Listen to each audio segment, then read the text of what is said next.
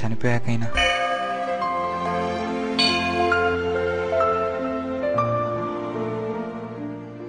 నేను చనిపోయాకైనా నీ దగ్గరకు వచ్చేలాగా చూడు.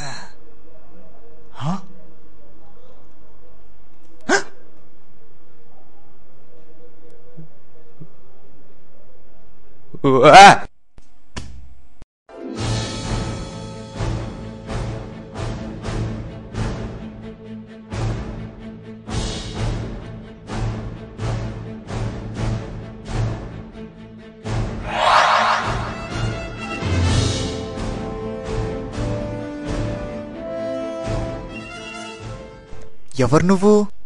నువ్వు నా దాకా రావడం ఎందుకని నేనే వచ్చాను. నేను చనిపోయాకైనా నీ దగ్గరకు వచ్చేలాగా చూడు. అంటే నువ్వు దేవుడువా? ఊరేసుకున్నా నువ్వు బతుకున్నావు అంటే అర్థం అదే కదా. మరి ఇలా ఉన్నావేంటి? జనరేషన్ తగ్గట్టు మేము కూడా మారుతున్నాంగా.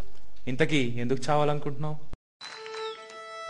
నా పేరులో ఉన్న ఆనందం నా జీవితంలో లేకుండా పోయింది. నేను ఫెయిల్ అయిపోయాను. ఎందులో ఫెయిల్ అయ్యా? అది చదువులో. ఈ మాత్రం దానికి చాలా?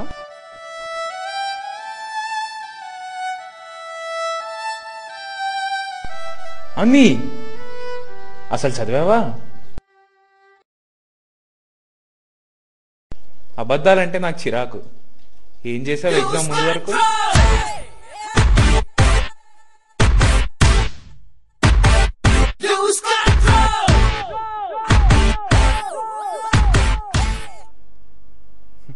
ఈ మాత్రం ప్రిపరేషన్ ఎగ్జామ్ ముందు చేస్తుంటే ఈ పరిస్థితి వచ్చేది కాదు.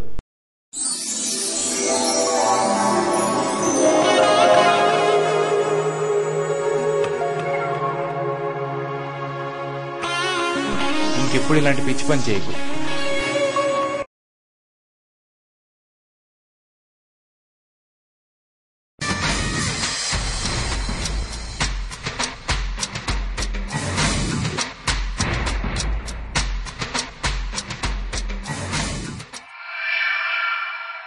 ఇది అసలు కారణం కాదని ముందే అనుకున్నా.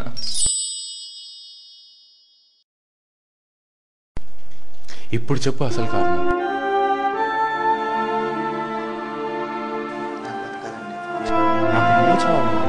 ఎందుకు చావకూడదు? నన్ను పట్టించుకునే అవసరం ఎవ్వరికీ లేదు. నేను బతికినా చచ్చినా పెద్ద తేడా ఏమన్నా? ఎవరు నేను పట్టించుకోవట్లేదు. ఎవ్వరూ నన్ను పట్టించుకోవట్లేదు. నేనేం మంచి పని చేసినా ఎవ్వరూ మెచ్చుకోరు. కానీ చిన్న తప్పు చేస్తే 10 మంది వేలెత్తి చూపిస్తారు. ఎవ్వరికీ ఉపయోగపడని ఈ జీవితం బతకడం కన్నా చావడం మేలు. అవును, నేను చావడమే కరెక్ట్. నేను చావడమే కరెక్ట్. నేను చావడమే కరెక్ట్.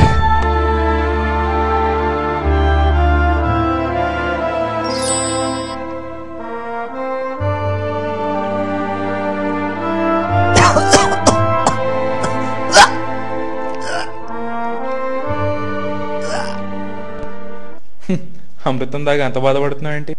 అమృతమా? కానీ ఇవి రోజు తాగే నీళ్లే కదా. నీకు నిజం అమృతం కావాలా? అయితే కళ్ళు మూసుకో.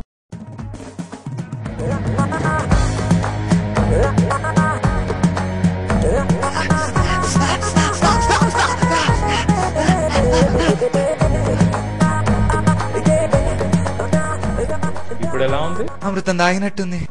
రోజు తాగే నీళ్లే నీకు అవసరం వచ్చినప్పుడు అమృతం అనిపించాయి. అలాగే ఇప్పుడు మామూలుగా అనిపించే నువ్వు టైం వచ్చినప్పుడు గొప్పవాడు అనిపిస్తావు. నా టైం బాలేదు. ఆ టైం ఎప్పటికీ రాదు. దురాశ ఎంత తప్పు, నిరాశ కూడా అంతే తప్పు. ఆశ ఆశ, కానీ నా ఆశ కూడా నన్ను. ఈ అత్యాశ, అదే నీ ఆశ ఎవరు?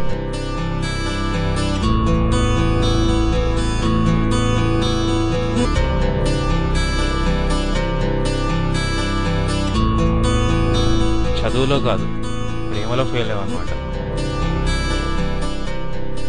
ఎంతో సిన్సియర్గా ప్రేమించాను. తనే నా జీవితంగా బతికాను. తను లేని నన్ను ఊహించుకోలేకపోయాను. అందుకే ఉరేసుకున్నాను అని అంటావా? ఎందుకు? నువ్వే నిజంగా ప్రేమించలే కదా. లేదు, నేను నిజంగానే ప్రేమించాను. ప్రేమిస్తే నువ్వు ధైర్యం కోల్పోవు, నమ్మకం వదులుకో, చనిపోవాలని అనుకో. నువ్వు ఈ మూడు చేసావు. ప్రేమంటే నిన్ను ప్రేమించేవాళ్ళది. నువ్వు ఉన్నావని ధైర్యం, నీకేమవదని నమ్మకం. నువ్వే వాళ్ళ జీవితం. అర్థం కాలేదా వాళ్ళెవరో? నీ తల్లిదండ్రులు. చనిపోవడానికి నీ కారణాలు వెతుకుతున్నావే, బ్రతకడానికి వాళ్ళు ఒక కారణంగా అనిపించలేదా?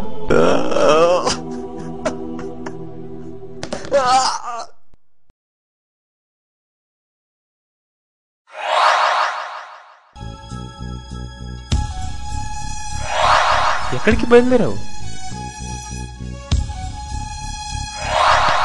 ఇంత చెప్పినా అర్థం కాలేదు నీకు? అరే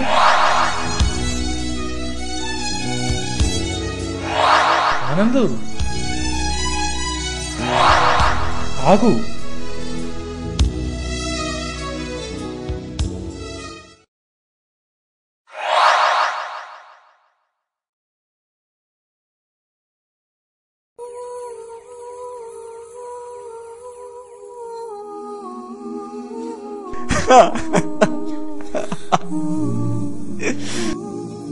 ఇంత చెప్పాక కూడా ఎందుకు చద్దాం అనుకుంటున్నావు? ఇంతకాలం ఏవేవో రీజన్స్ కోసం చచ్చిపోదాం అనుకున్నాను, కానీ ఇప్పుడు తెలుస్తుంది అమ్మ నాన్న నా జీవితానికి అర్థమే లేదు. ఇప్పుడు నేను చనిపోవడం న్యాయమేనా? ఆనంద్, నిన్ను చోటుకి తీసుకెళ్తా. ఆ తర్వాత కూడా నీకు చావాలంటే నిన్ను ఆపను.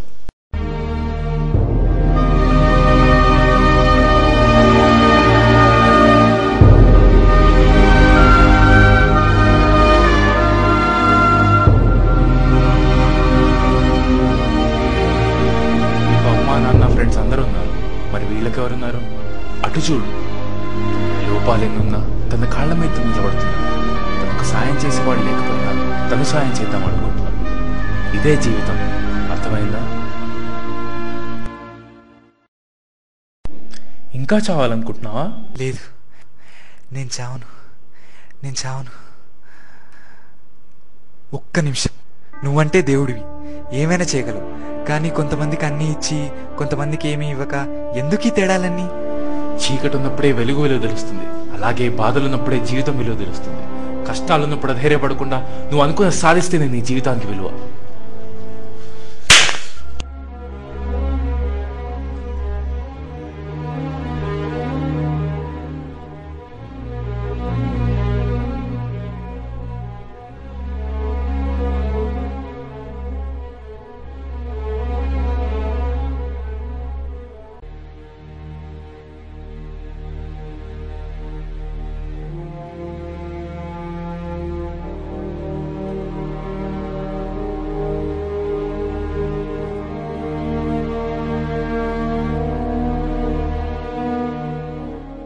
నువ్వు అనుకున్న సాధిస్తేనే నీ జీవితానికి విలువ.